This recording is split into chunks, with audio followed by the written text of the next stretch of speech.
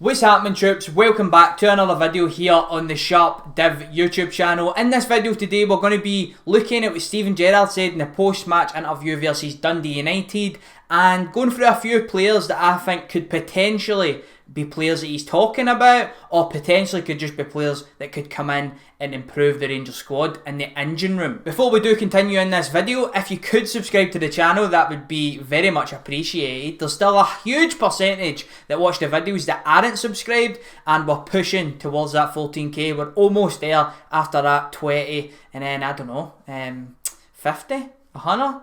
We'll see. Firstly, let's listen to what the manager has said. Look, I've made it, I can't be any more clear with Ross and the board in terms of what we need. They know that. I don't think I have to go public and say that, but yes, we certainly do. In the engine room we need one at least to help us over the course. We know we're expected again to qualify in Europe and play every Thursday, every Sunday.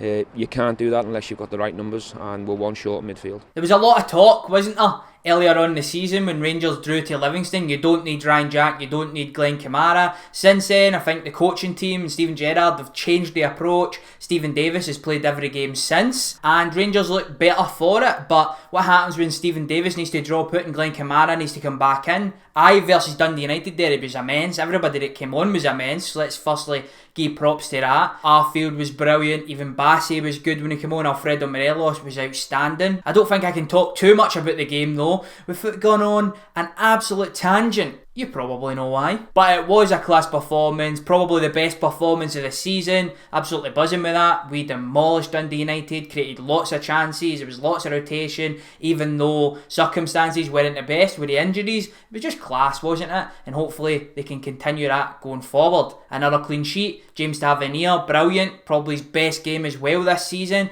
with another goal at the back post. Brilliant. It's all coming up rosy. But now let's get into a potential replacement, a potential player that could come into the Rangers squad and make it better. It's Kenny McLean. Kenny McLean is currently at Norwich. Last season played over 30 games in the Premier League. The season before that he was outstanding in the Championship, and Norwich of course went up as champions. When you go back further, he was at Aberdeen. We've seen him at Aberdeen play brilliant against probably every single team bar Rangers. I think it's very well known that he is a Rangers fan, huge Rangers fan, season ticket holder, etc, etc. Maybe subconsciously when he played versus Rangers he just wasn't at the races, but time and time again he put in performances for years for Aberdeen, and a good Aberdeen side as well. Let's not forget he's a Scottish international. He's had 10 caps, scored a goal. Yes, he's no the first choice every single week, and when he's in the team a lot of people say why is he in the team, but it shows that you have got something about you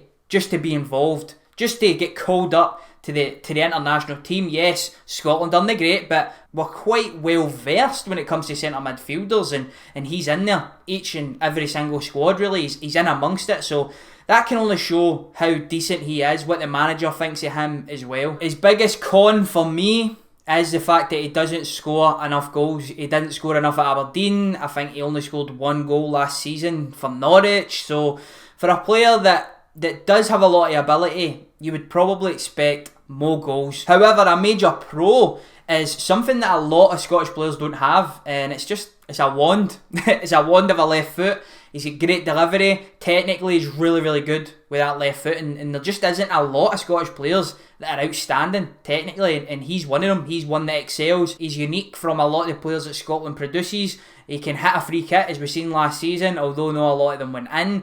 There was a number of times where there was brilliant saves, and he's a vital part down there at Norwich. I think the manager has even said that he's not for sale, so if Rangers are going to make an approach for him, it'll need to be a decent bid to lure him to Ibrox. But remember, these are just suggestions that I've thought of at the top of my head. Some Scottish names, some players that we all know really, really well that could potentially come to the club and could potentially be players that the manager is looking at. Market value, according to transfermarket.com, would be just over £3 million, which is a decent amount for a player who's had Premier League experience and played really, really well in the Championship. I also put a poll out on Instagram. If you don't follow me, then here is the app right here. Make sure to go and do it. 67% of you guys said that he was good enough to play for Rangers. So that's 197 votes for yes and 119 votes for no, and it's only been up for an hour or so. The next potential player that could be good for the engine room at Ibrox is Graeme Shinnie, currently at Derby County. Everyone knows him from his time at Aberdeen and also his really successful spell with Inverness. We'll just get right into the poll on this one because I think it's really interesting. 63% of you guys have said no, he is not good enough for Rangers, which I think is a wee bit harsh, to be quite honest. 206 people say no, 118 people say yes. Again, it's another boyhood Rangers fan, but this one probably more of a pain in the arse when he played against us with Aberdeen. Bossed a lot of games, came to Ibrox, played really well up at Pittodrie, always played well versus Rangers. I think he done most of this through his aggressive nature. He was just an engine, as we've already spoke about, is what maybe the manager's wanting. He was an engine in the middle of the park for Aberdeen, and he's a player that I think maybe they're just starting to replace. As I said, of course, had a very successful career up here in Scotland in the 14-15 season, won the Scottish Cup with Inverness, which was just mental, then went on to Aberdeen, played in many Scottish Cup finals and stuff like that.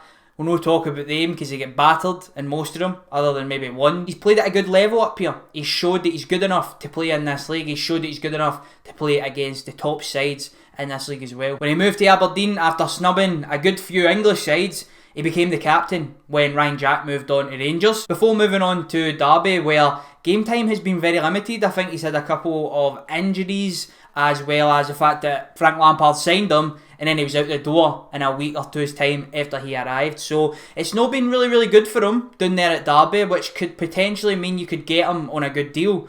And his market value is said to be just over £1 million, so that could be a decent wee acquisition to the squad because he brings leadership, which potentially is something Rangers were missing last season.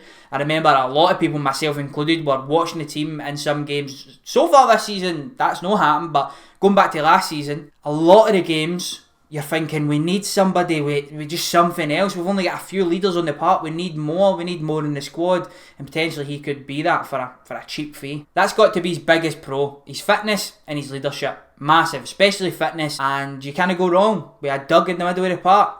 Just breaking every single thing up and making stuff happen. Giving the ball to the players that can actually play a wee bit. That's what the Dougs are for, aren't they? Cons for me, technically, probably not the greatest. But makes up for that with the fitness and the leadership. So technically on the ball, you're not looking at Graeme Shinnie and thinking, he's gonna bag us a couple a day. Do you know what I mean? Like, that's just not gonna happen from him. But you know exactly what you're getting. You're getting a guy that's going at it with ferocious intensity for 90 minutes straight, and he's getting in opponents' faces, he's putting in good tackles as well, he's getting in amongst it, and that's exactly what you're going to get from Graeme Shinnie. The final player we will talk about, again, boyhood Rangers fan, it's just a theme of the video at this point, isn't it? It's Lewis Ferguson at Aberdeen at the moment. I mean, actually, a couple of weeks ago, there was rumours circulating that he was going to Celtic, and for me, there should be an added piece into the Bible, and that should be that no Ferguson shall ever put on a Celtic top. It just shouldn't happen, should it? You just never know with the way that football is going, but historically, we know exactly what his family's brought. You get his dad Eric and his uncle Barry, who's right behind me, watching this video as we speak. You know exactly what they brought to the club, and he's got that in him. You can just see it.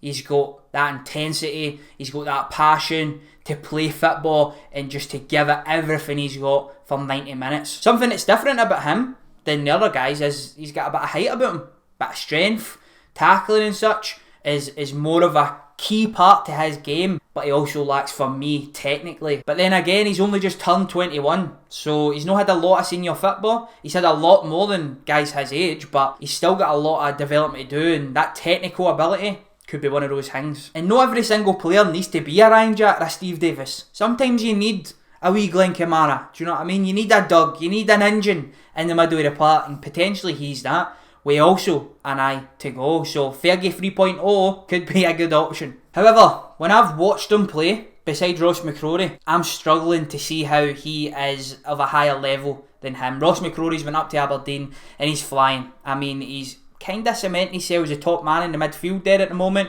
Scored a goal at the weekend. And when you look at the two, Ross McCrory being a year older than Lewis Ferguson, you're finding it hard to see how he's a better player. So far, Rangers have did some experiments, haven't they? With Doherty, with Hasty from Motherwell and Hamilton, and they've no worked. Lewis Ferguson does look to be a wee bit better than those guys. At this point anyway, he's played a lot of senior football. He's playing at a bigger club than Hamilton and Motherwell. Sorry to those fans, but Aberdeen just is. It's a fact. And he's doing it consistently week in and week out. And with a market value of 1.3 million, he could be a great acquisition to the side. Just, I'm not going to lie, he just could be. 65% of you guys have said yes to Lewis Ferguson being good enough to play for Rangers, and the rest of you saying no. 237 votes for yes in just over an hour, which is class. So you guys think that he is good enough. But that is going to do us for this video. If you are new around here, please hit the like button, subscribe to the channel for more content like this. I'll see you in the next one, and I'm out.